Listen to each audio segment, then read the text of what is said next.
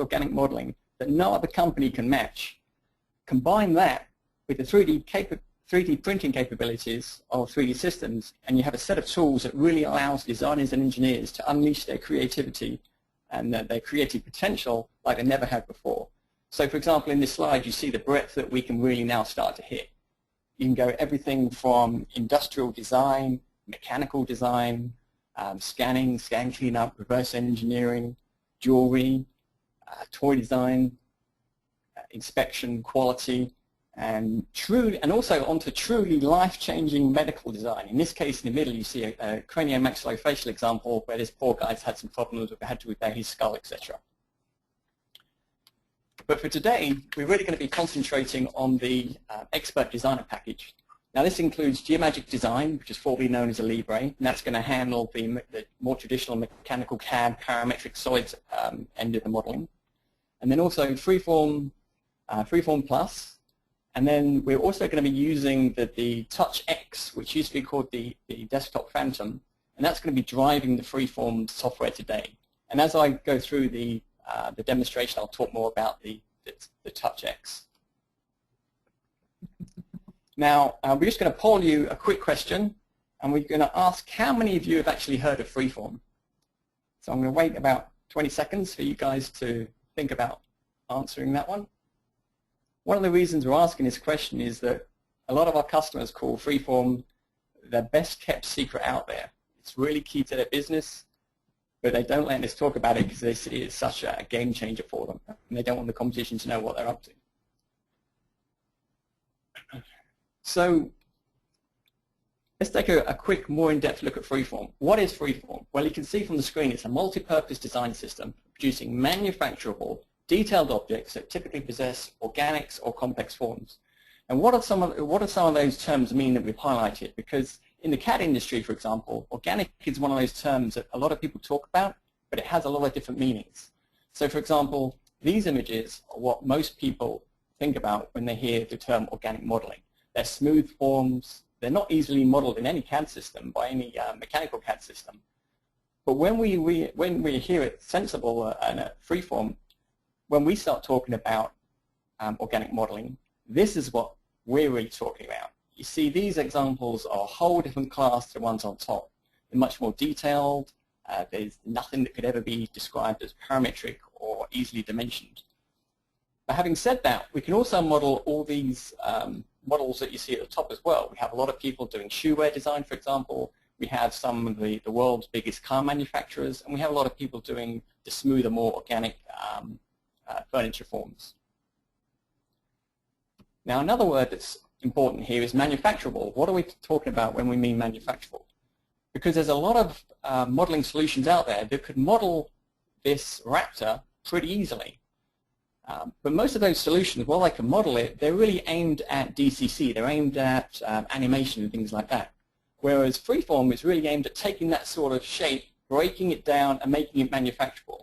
Whether it's manufacturable via 3D printing, because Freeform is using voxels, and voxels are inherently very printable. They come out of Freeform, they go straight to the printer, and some of the printer guys just love us because they never need to do anything with our models. They just go straight into the printer. Or manufacturable may refer to, in this case, hard tooling, so plastic injection molding.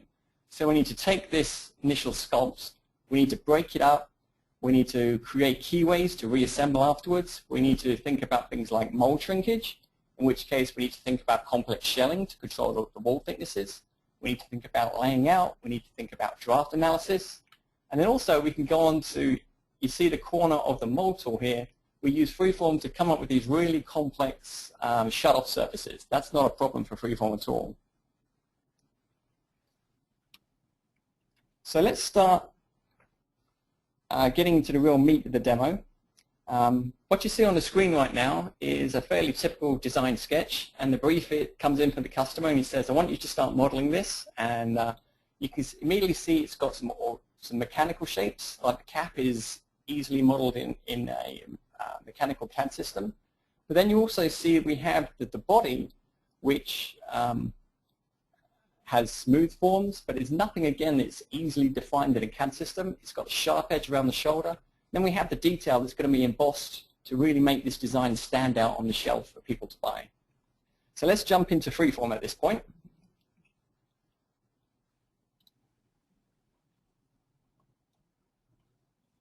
And I'm going to open my start model.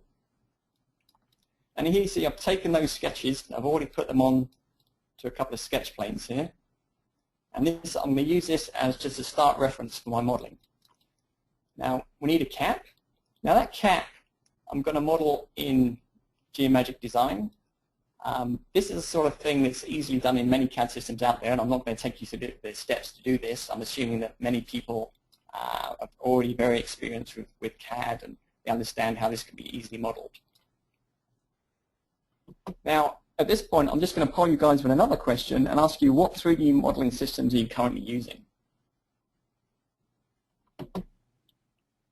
And whilst you're being polled on that question, I'm going to step back into Freeform, and we're going to actually import that cap.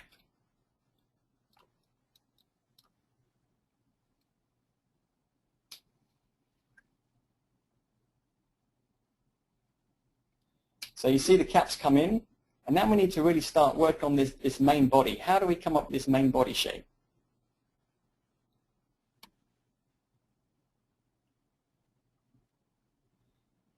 So I'm going to use subdivisional surfacing to come up with this main body shape. And it's something that's, this is a sort of shape that Sub-D is ideally aimed at, and we can model this relatively quickly. So I'm going to start off by building in some symmetry in the Z, and building in a simple start shape. Now this shape is going to need some tweaking. The first thing I'm going to do is edit this, because right now I only have symmetry in one axis, but I really need symmetry in two axes, because the final design has symmetry across two axes. So I'm just going to highlight a couple of points here and add in another planar reference of symmetry. And the real benefit here is that when I'm modeling, you can see that I'm getting symmetry across two different symmetry planes, and it really speeds up my modeling time. Now, for those of you who are not that familiar with subdivision modeling, on the screen right now you see it looking very faceted. Now I can take that subdivision level down and make it very smooth, or I can just keep it where it is, and it just speeds up my graphics display, and it makes it a lot faster for me to start working. So now I'm going to start pulling this shape into where I need it to be referenced to that sketch. I can click on the corner. Now immediately you see we haven't got enough flexibility in this base shape. So what I need to do is add to the bottom and just do an inset. Now I've got that inset, it allows me to get a little bit more control and have a flat bottom. And I can put that where it needs to be. But again, right now I don't have enough flexibility, so I'm just going to cut in a new area of control on the side, and as you see, as I move this section up and down, you can see how the underlying shape is changing. And I can go back to tweaking this a little bit more to really start to get it closer to the shape we want. Grab those bottoms through again, and just tweak those in a little bit more. So immediately we're getting pretty close from the front view, but let's take a look from the side view. Well, so let's start pulling that into shape. Now this time when I do that, I'm going to put on a constraint which keeps me view locked, so I don't mess around with the shape from the front view. So I just start putting those into shape. Get those two at the bottom again, and pull those in. I can actually place some haptic guides here as well, and that just helps me when I'm modeling. So immediately we're much closer to where we need to be. But if you remember, on that initial sketch, we had a sharp shoulder. So what I'm going to do is hide the sketch and the cap for a second, because I want to show you one of the real benefits of doing subdivisional modeling. I can grab that edge at the top, and I can crease that up quite easily in real time, just by moving the slider, and I can decide exactly how much creasing I want it to get to. In this case, we want it really sharp, so I take it all away. So let's bring back the cap and the sketches, just as reference. And you can immediately see it's way too high, so I'm just going to push this down a little bit. And once again, I don't have enough flexibility in this model to really get to where I need to be. So I need to add a little bit more control in the middle. So I'm going to cut in a new section. And as I come to the center plane, you'll see it snap together. And now I have a new sketch on the center plane.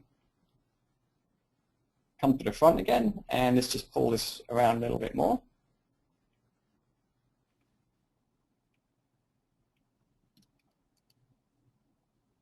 Oops, I hit undo too many times. Let's just put that back. So just going to bring up the middle. And if I remember to hit the correct select, it would have been behaving as I was hoping. So now I can bring up the middle there. And I'm starting to build in that nice bow. I can do the same on the side. And now we're really starting to get the shape a lot closer to where it needs to be. A little bit high at the moment and a little bit wide, so we'll push that in.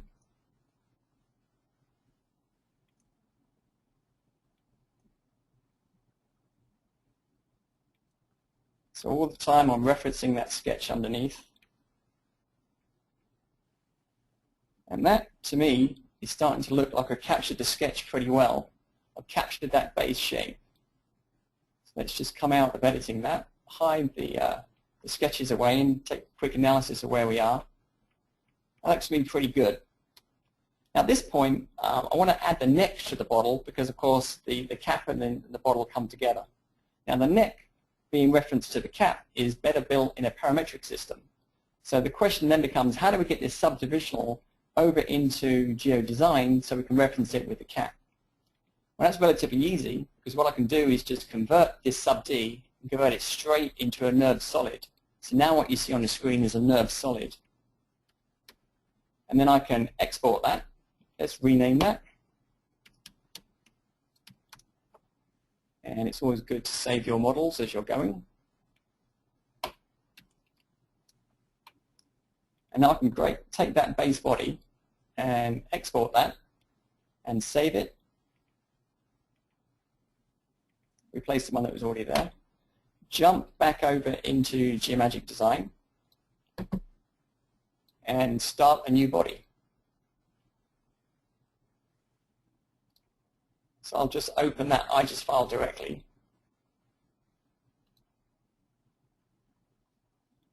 And there you see the IGES file popped into Geomagic Design, automatically stitched, automatically made into a solid. So now I can start doing some more work to put that neck in here.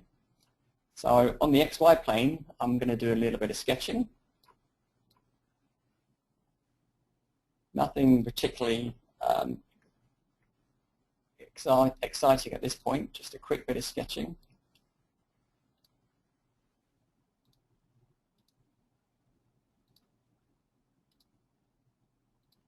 And now we just need to add some constraints and some dimensions. And we also just want to make sure that this line here is vertical. So I'm going to add a vertical constraint to that line. There we go. And then some dimensions.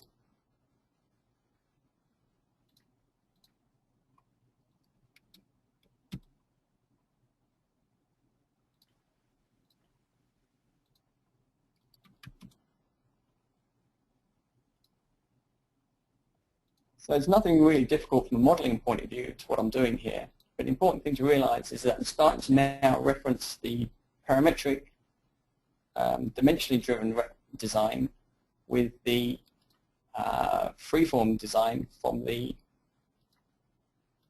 Freeform with the subdivisional surface. And now I can just spin that around.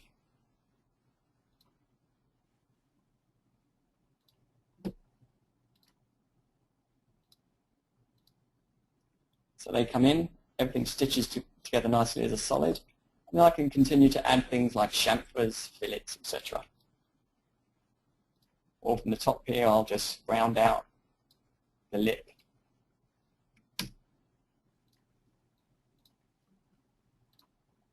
So there's a little bit more mechanical design built on the freeform shape.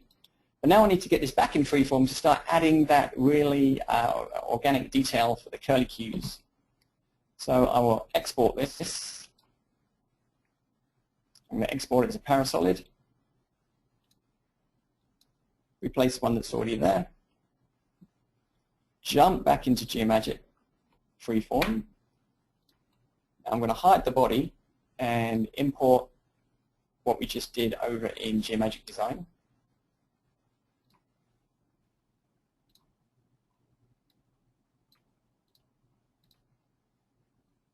And if I hide the cat, there you can see the solid come in with the extra features we added in Geomagic Design. So at this point, the base body and cap are built. We've captured that base shape. But we really now, the question is, how do we start adding that, capturing that detail? And that's something that's very easily done in voxels, in the polygon voxel land. So I'm going to take this base body. I'm going to rename this first. So keep an idea, keep a nice clean object list.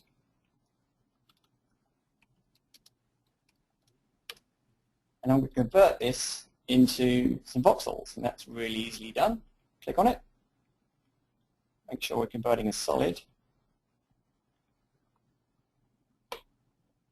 Wait a few seconds, and you'll see that convert that base solid into voxels.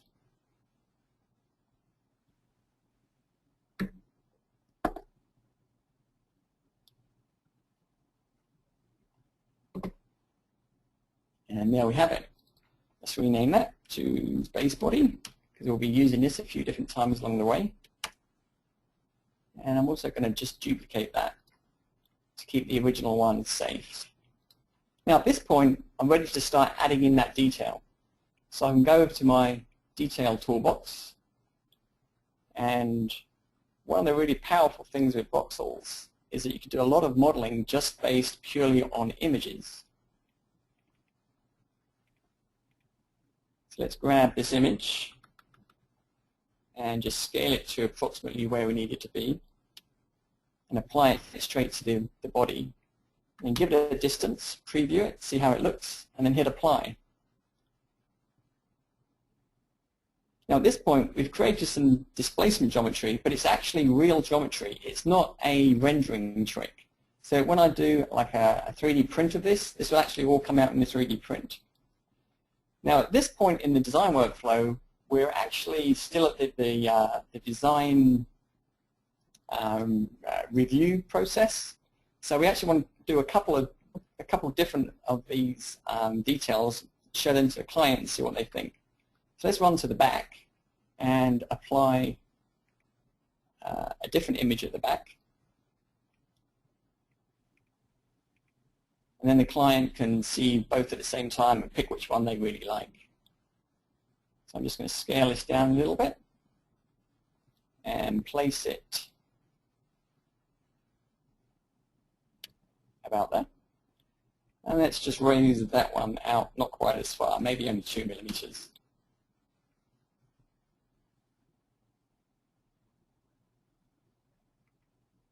And there you see that the geometry is bumped out there. And again, this is real geometry, and one of the real benefits of Freeform is that you never have dead geometry. You can always come in here and start editing this. So for example, if we come down to this leaf and decided we wanted a little bit more definition with the leaf, I'll go and get my my hot wax tool, take down the heat a little bit, and then just start pushing in the leaf here. So this is where the haptics really starts to come into its own. Make the tool a little bit bigger and give it a little bit more heat so we get more movement as I work. So the heat is really referencing the strength of the tool as I'm working. Come to the other side. So what I'm doing is pushing down the surface, giving it a little bit more shape. I'm not worried that it's kind of rough at this point, because I can go to my smoothing tool and then start smoothing that away, digital sandpaper. And then when I zoom back, you'll see that we have some more definition on that simple leaf. Or if I come to this rose up here, I may want to add a little bit more definition to the rose. Well, another way we can do this is with curves. So I can quickly place a curve, capture that ridge, go down to my Deform toolbox and grab Deform with Curve.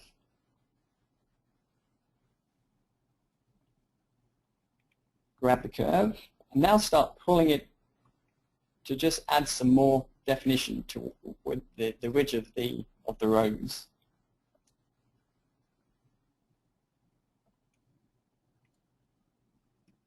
A little bit too much right there. Let's undo that one.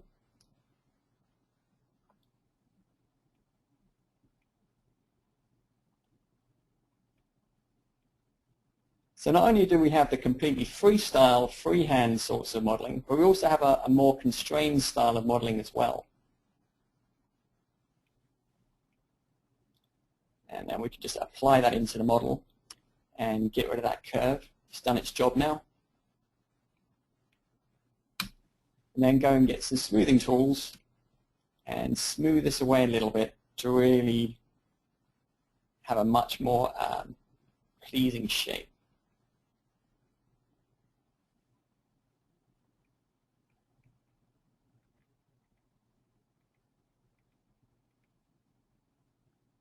Smooth it down a little bit, and let's take a look at how we're doing so far. So there we just added a little ridge to that rose. Obviously right now we've only got half the model done, so I need to do a mirror. So let's mirror this across.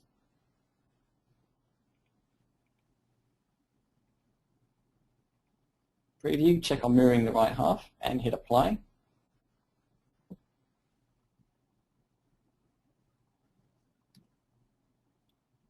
And there you see the base geometry all ready to go. So we can start to show this to the client for initial design review. Now one thing for a design review, rendering is always very good, very quick, very easy. And to really end up with a good rendering of this, what we'd really need it to do is shell the interior and have some liquid. Well, let's hide the cat for a second. Now, shelling this sort of shape, even if you could model this in your average CAD system, there's just no way an average CAD system would shell this sort of geometry. But again, the benefit of multi-representational, use each rep for the power. And one of the real powers of voxels is that it can shell almost anything. Well, in fact, it can shell anything. I've never once failed to shell in all my years of using this software. So I'm going to duplicate this piece down. And this is just a quick workaround. I'll call this one dummy for now. Because to speed up the shelling operation, I'm going to take the clay coarseness down, lose a little bit of detail, and then do the shell. So do create offset piece. I'm going to shell it 4 millimeters to the inside. And there you see it's created that offset. I can do a quick smoothing pass. Now this has shelled completed the interior, but we actually want a piece for the liquid. So I'm going to duplicate that and then just grab a selection tool and just chop off the top to represent where the liquid may be. Just need to smooth around the top and get that nice roll off that you often see in glass bottles where the liquid is. A couple of smoothing passes. So that's where the liquid would be. Let's rename that. And then let's hide that for a second. Go back to the shell and bring back my base body. Now remember, the base body at this point is not shelled, it's still hollow, it's still solid, I should say. But I can do a Boolean subtraction and grab this piece and remove it from the base body.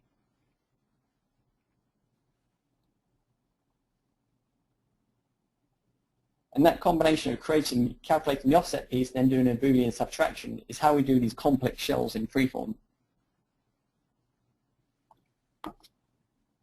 Okay, so let's hide away the negative. We don't need that.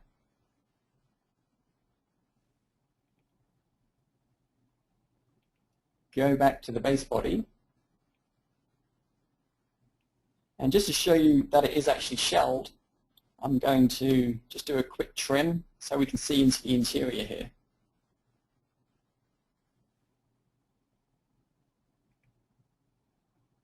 So I'll do some selection, come to the side,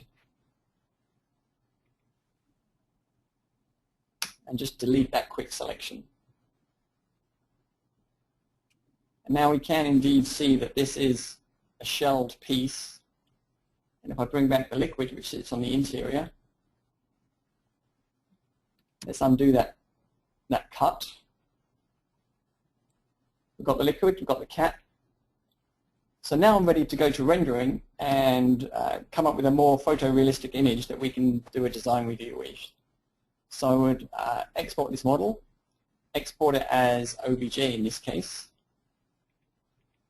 Because when you buy the design pack with Geomagic Design, you also get the keyshot renderer. So I'm just going to save this and close Freeform for a second, and just to show you a quick 2 minutes in Keyshot, just to show you how we can come up with a photorealistic representation of this.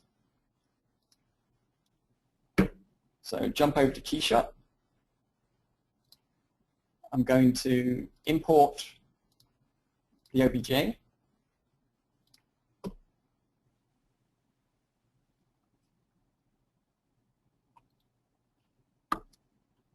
And there you see the OBJ come in. Right now it's got no materials applied to it, so I go to my library. I click on glass, for example, and I grab a glass and drag that very easily onto the body. So immediately you see the glass rendering. Then we go to metal, and we'll just pick a quick brass for the polished brass for the cat. And then for the liquid, I will just apply some paint to the liquid just to make it look good.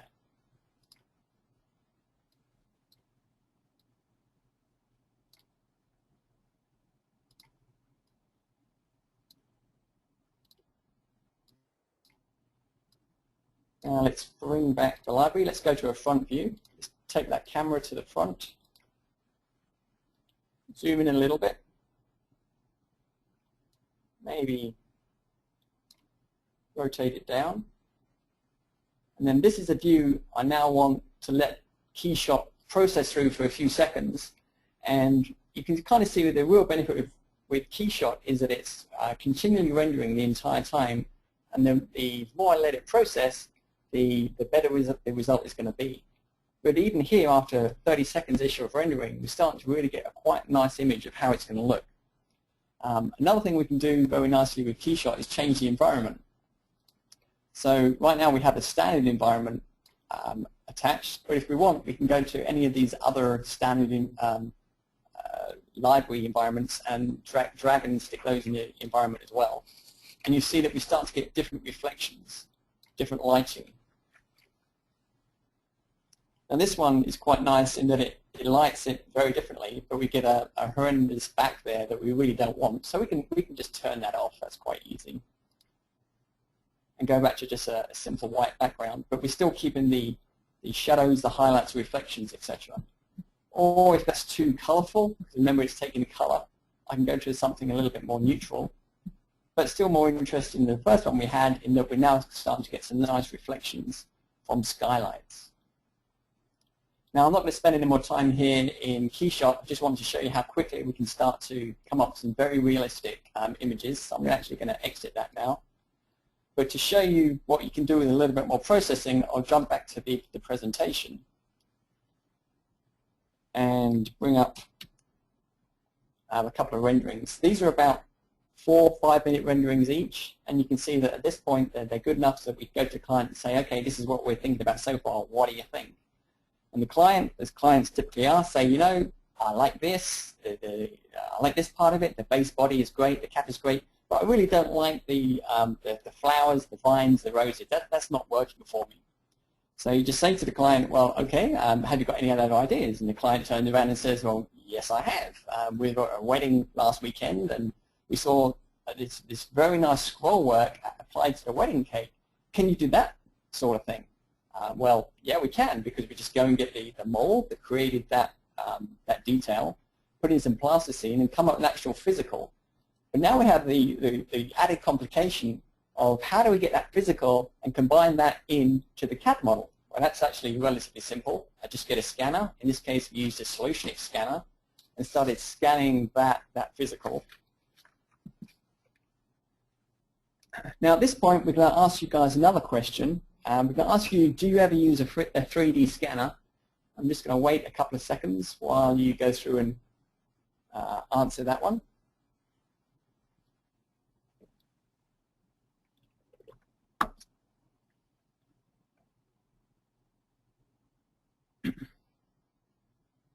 So what you see on the screen at the moment is I've processed that scan, the result of the scan in Geomagic Studio, and I'm going to take those polygon files, I'll export it as just an STL file, take that into Freeform, and we'll look at how we can start cleaning up this scan file. So I'm going to jump back into Freeform,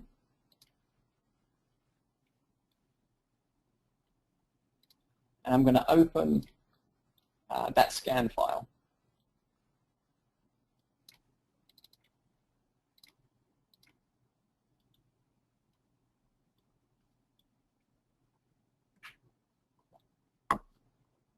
Just wait a second for it to process all those polygons. And if I zoom in, you can see that there's the scan. It's kind of noisy at the moment, so we're going to have to do a bunch of work to start to clean this up. Now, I'm not going to clean up the whole thing for you. I'm just going to pick one small part to show you how we start to clean up that one small part. So I'm going to hide away the rest of it. And then you can see how there we have the STL file that we scanned. It's kind of noisy. First thing I want to do is convert this into voxels. So I'm just going to copy this to clay. Right now it's thin, so we need to add some thickness to it. And I'm going to do that very simply by thickening and filling this to a plane.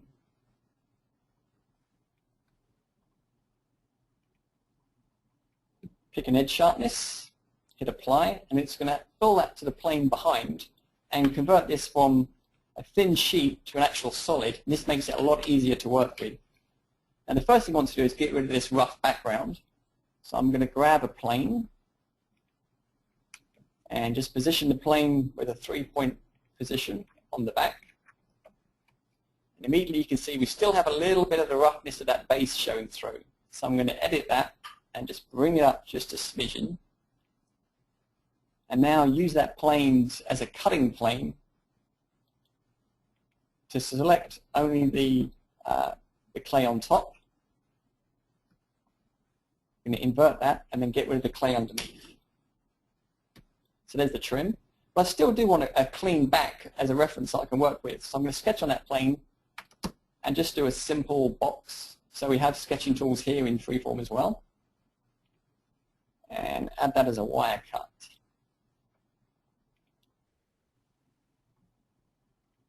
I'll only do it a couple of millimeters, flip it the other way, add as a new piece, hide the plane away, and there you can see that we have a nice clean reference to be working with. Now if I start working on this, one of the problems at the moment is that the top of the reference and the bottom of the actual piece are coincident. And if I start working, for example, with smoothing, you'll see how it starts to eat away. And we really don't want that. We want a nice clean intersection. So one thing we can do here is bring back that plane. And I'm going to move it down just a smidgen. Hide the base for a second. And we have a command where we can filter plane. So it's going to take the silhouette of all this and fill it down to that plane and add a 3-degree draft at the same time. So there you see we've added a little bit of meat and got down to the plane underneath. So now we're ready to start working out how we can start to really start cleaning up this piece. Well, we have, like I've already mentioned before, we have digital sandpaper, so I can come in here and start smoothing this away and really start getting rid of the roughness. Now I can work like this and go over the whole thing, or I can select everything and apply a smoothing pass to the whole piece at one time. Turn down the grit of the sandpaper a little bit, and now everything's looking a lot smoother. The trouble is when you smooth is that you also start to lose some of the detail in these valleys and ridges. So we want to now start sculpting back in some of that detail. So I'll go and get one of my sculpting tools. In this case I'm going to use the hot wax tool again. And maybe take down the heat just a smidgen. And now I'm going to start to just sculpt back in the detail into that valley. And you can see as I'm working, we're immediately starting to get much sharper definition. Come to the other side.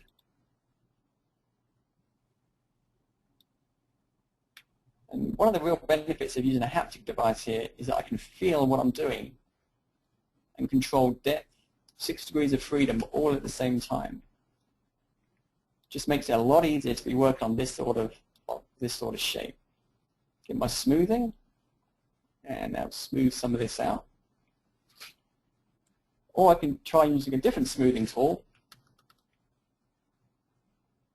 and smooth it this way. Now you see I can start adding back in my detail in a much more constructive way like that. Or in fact, if we want to make it smoother, a little, not quite as organic, not quite as hand-built, a little bit more controlled, then what I can do is come and use what we call a shape tool. Now with shape, I outline the area I actually want to be modifying. I'm going to fit that curve. Do the same for the inside.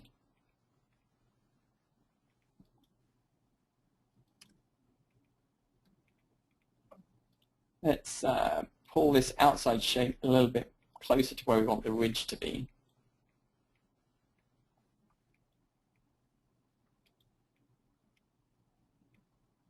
Close off the end. And now I can go and grab my shape command.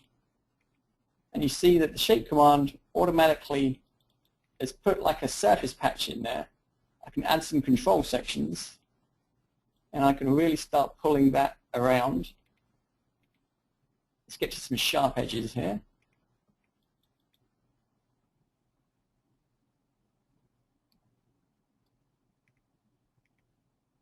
And as I'm pulling the sections, you can see I'm just getting a little bit more control over exactly how I want this to look. And you can get it to fade out as you move more towards the ends.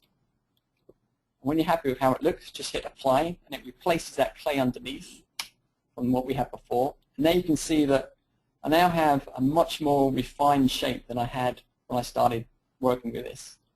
Now, I would continue working on the top, but I'm not going to bother showing you all that because time is limited. Let's take a quick look at how we can start to clean up some of the sides here. One thing is draft. This is eventually going to be like a glass mold, and we need to make sure it can come out the glass mold, so I just want to start thinking about draft. I'm going to show my draft colors, and here you can start to see where some of the undercuts are. But I also need to fix like these areas, so I'm going to grab one of my other sculpting tools. This is a longer sculpting tool, and I can just start to clean up this area. I can also lock this sculpting tool to the pull direction and add some draft, so as I'm modeling, I'm making sure I'm not adding in any problems. And there you see I'm just cleaning up the intersection. I do a little bit of smoothing.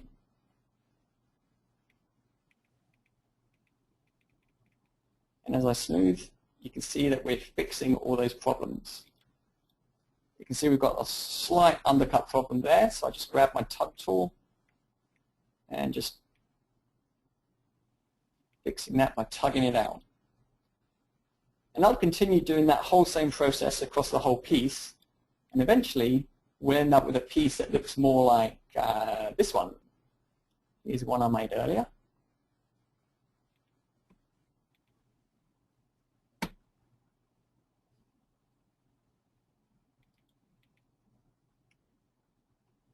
So you can see this one is much cleaner, it's much more refined. And once you've worked over everything, you'll eventually come up and merge all those individual pieces together and come up with, let's just show this piece. See, now we've got some very complex geometry built off the physical scan data. So let's jump back to the bottle that we were working on earlier. Because now what we need to do is join those two pieces of work together. I'm going to take these guys, this sort of stuff that the customer didn't like, so I'm going to click those into a folder and hide them, put them away. Bring back my base body, and now I'm going to import that cleanup of the scroll that we were working on before. And look at how we can now make this scroll fit to the bottle that's underneath. I'll just pull it forward, start to place it in the right place. It's way too big. Let's scale it down. Maybe a little bit bigger than that. Okay, that's looking about where we want it to be. Come to the side, push it more to where it needs to be. So now it's come to the right size. It's generally in the right place, but again, you can see that it doesn't really line up to the base bottle.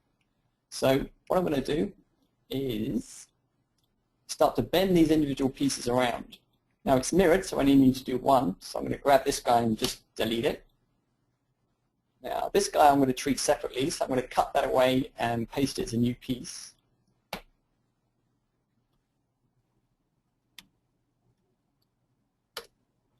And let's take a look at that heart first. How could we actually take that heart and bend it down to fit the clay?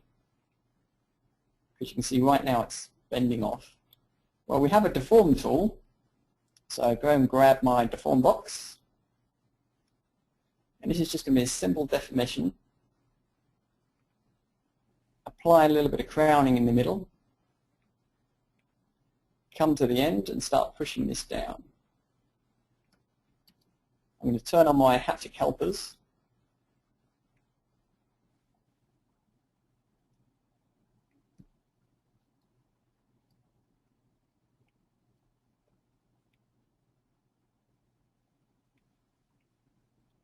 And there we see we're now pretty quickly, we've got that lined up and merging much more nicely into the bottle that's underneath.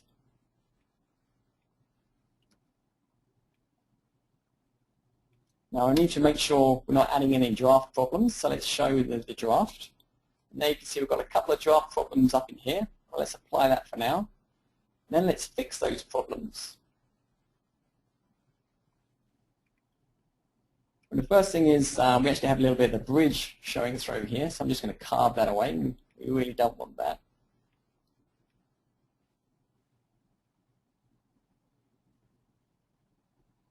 And then just as before I did the draft to plane, I could do a similar thing here.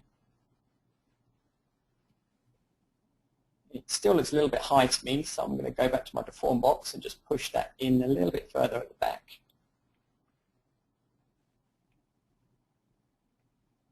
There we go. And now if I run down to my mold palette, I have a couple of tools here which will allow me to just go in, grab individual areas like this, and then I can fix the draft problem in those areas, but just adding a little bit of clay. Now you see it's added. If I undo it and redo it, there you see it's fixed that area. Now time is limited, so I'm not going to try fixing everything, but if I had a little bit more time, I'd go in and fix that entire area. So let's go back to the scroll here and look at how we can just bend that scroll down to fit as well. And for this one, we have a Lattice Deform tool. And I'm going to just take the edit box and make it just a little bit bigger, a little bit easier to move around.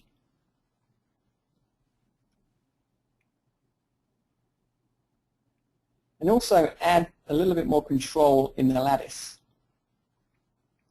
So move that to 5 lattices. And now when I start moving these lattices around, I've got a little bit more control and I can start pulling everything down.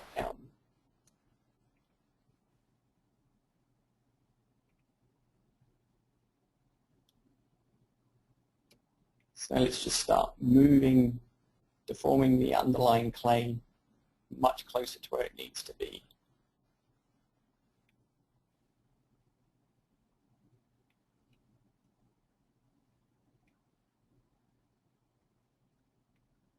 Almost there, not too much to do now.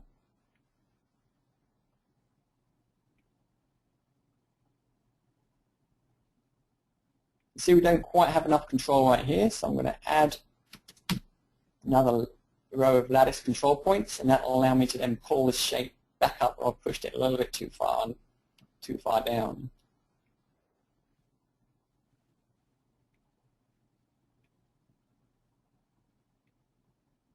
come to the end again, pull that down. Now that's much closer to where we need to be. And then for final tweaks, I can go in and use my tug tool, come to the individual areas that I think need a little bit more tweaking themselves, and just pull those areas down and really get nice fine control of how the two are coming together. Now I'd continue doing that a little bit more care over the whole thing until that whole scroll there is looking exactly where we need it to be. Now I can mirror this across.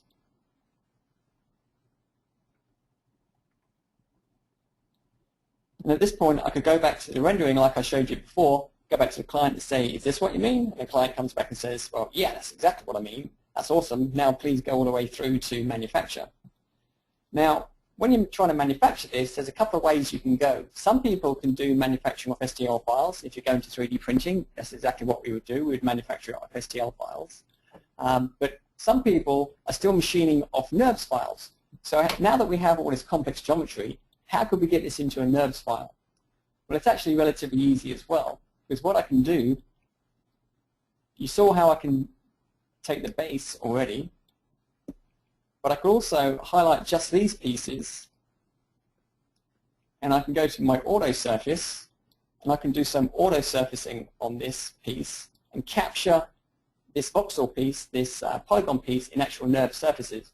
Now that takes about 5 minutes to process, so rather than sit here and show you nothing for 5 minutes, I'm going to jump back over into into Geomagic Design, and I'm going to show you one that I've done earlier. So let me just open an assembly I had before.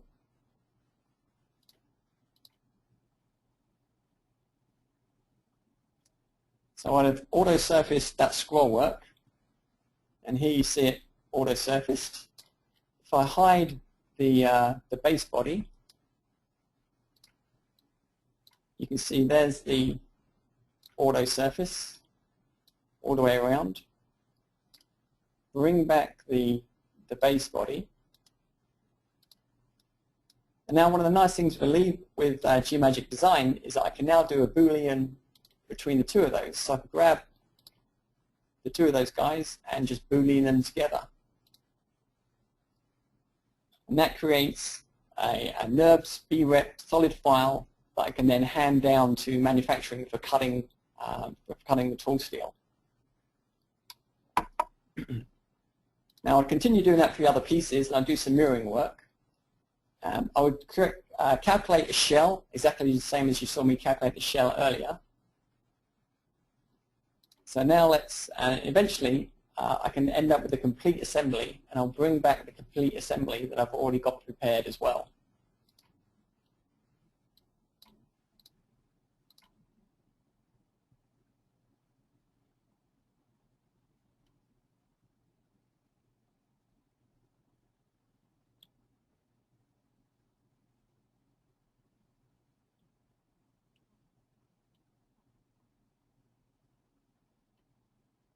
And here, I'll just change some of the display, go back to shaded, hide the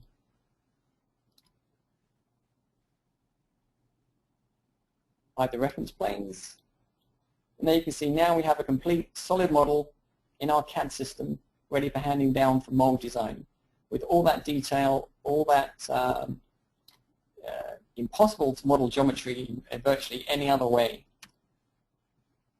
Let's rotate that around so you can see the other side. Now at this point, not only can you pass it down to the tool guys for them to start processing, but we could also go to rapid prototyping,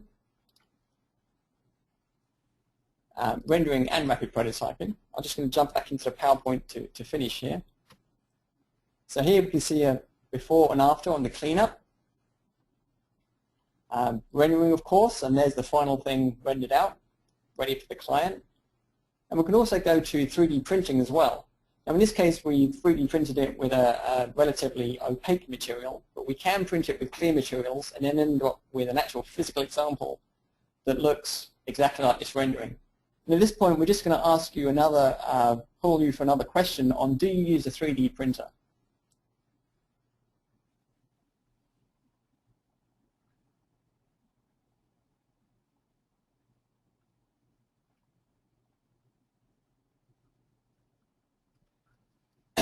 Now we've come to the end of the demonstration of all the software I wanted to show you today and how we can do the various representations, how we can make them work with each other, and the benefits of each without the negatives, and how we can just chop and change between them, put them together into an overall workflow that really is incredibly powerful and really starts to unleash your potential as a designer. Now in a second we're going to jump into a Q&A session. So if there's any questions, let's start answering some of those. Yep, so I have a few here from the audience, and thank you everyone for participating and asking the questions. So I'm going to kind of work from the top to the bottom as they came in, and hopefully Kevin's workflow will be able to follow it. So first question came is, I am using ZBrush and miss the presence of a measuring tool or way to measure size and projected weight for various materials, but I love the organic sculpting. How does Geo compare? This person's a dentist, but you also use it for 3D jewelry and theater special effects. Okay, so I'll just go back to this base piece, for example. And again, one of the really nice things about Freeform compared to other things out there like ZBrush is that we're really aimed at ending up with a real object as opposed to an object which really exists for animation. So I have complete measuring tools here. I can measure widths. I can measure thicknesses. I can actually go up here and go to the clay properties and do mass properties. And if I typed in the correct density, it would show me where the center of gravity is, exactly how much it weighs, and etc. And we actually do have a lot of people who use both Freeform and ZBrush together. We import the ZBrush files and then do all the engineering work in Freeform. I hope that answers enough of the question. Next question is, can you talk about the symmetry feature a bit more? And this is from the very beginning of the workflow process in relation to sub D. Okay, so let's just go back to this sub D here. Not quite sure exactly what more I can teach. I can tell you. We have built into this one, we have the symmetry. These yellow planes are showing us the symmetry planes, by the way. And we have 2 levels of symmetry built into this, so that as I'm working, you see it's applying the symmetry both at the same time. Now if I wanted to, I could come to one of these symmetry planes and actually turn that off. So I turn that guy off and then continue working. You see, now we only have symmetry in one. And we can not only do planar symmetry, we can also do radial symmetry as well. So for example, if you were designing a car tire, we would just work on a very small independent segment of that car tire and then do radial symmetry all the way around to come up with a whole car tire. I hope that shows you a little bit more information there. If you need any more, then please email us and we can set up something separate to answer that one directly. Which versions of Geo Design will support the import of these complex features, personal or expert? That's a good question. I know expert definitely will. I think personal will, because it's simply a IGES import or a step import or an XT Parasolid import. So I'm pretty sure all versions will, although that's something I would have to check. I'm not a big Geo Design expert myself. My area is more on the Freeform side. So I think it will, but please double check that one. Would you consider this software to be a blend between Rhino and SolidWorks? Yes and no. Yes, in that we do all the parametric, solid, dimensionally driven stuff that SolidWorks can do. We also do the surfacing work that, for example, Rhino's doing, but we will be doing that in the Geo Design side. We do have a surfacing solution in there.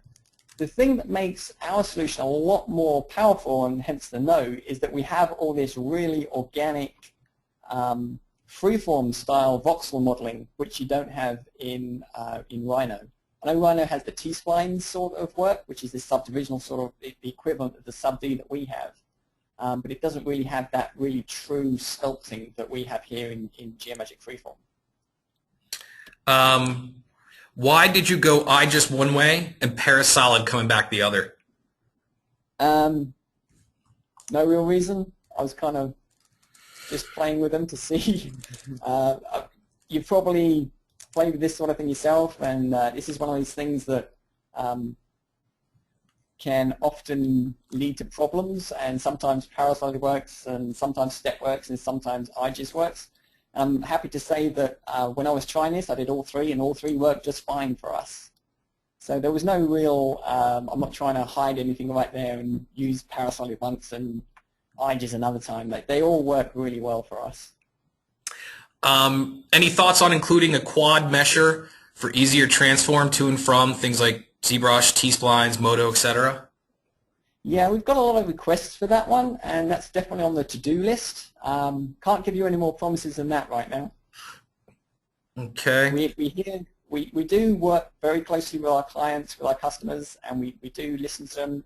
For our last release, for example, we had some very major enhancements that were driven purely by our largest customer and some of our smallest customers.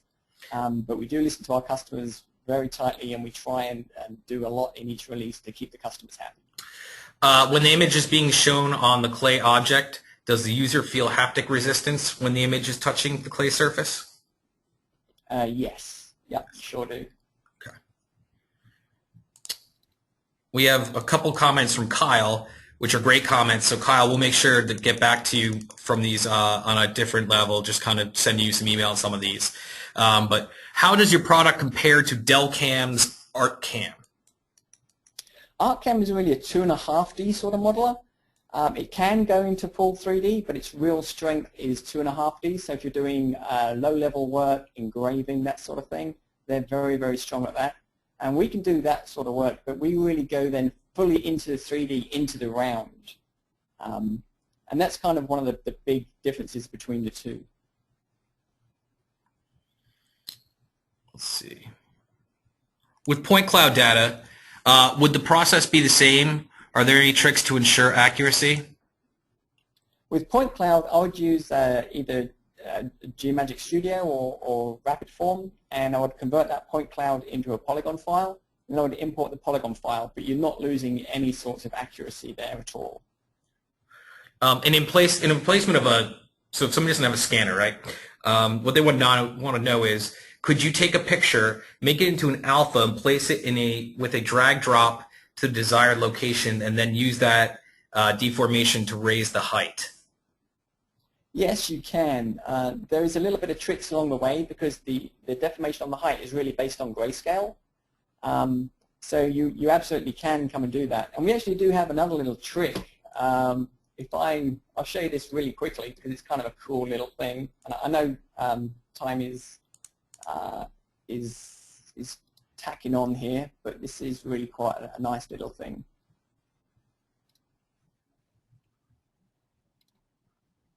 Because what I can do here,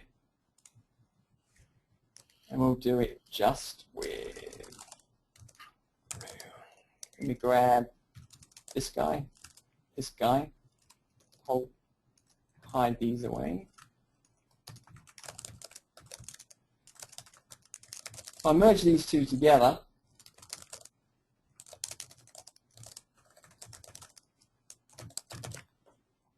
and I can put a plane in here.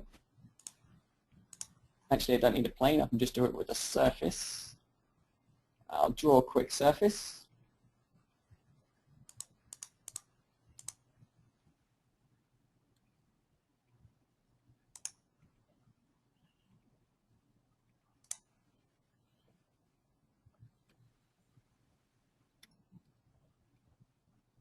This is kind of a cool little trick that we introduced in our last release, and we've had a lot of people who are loving this at the moment.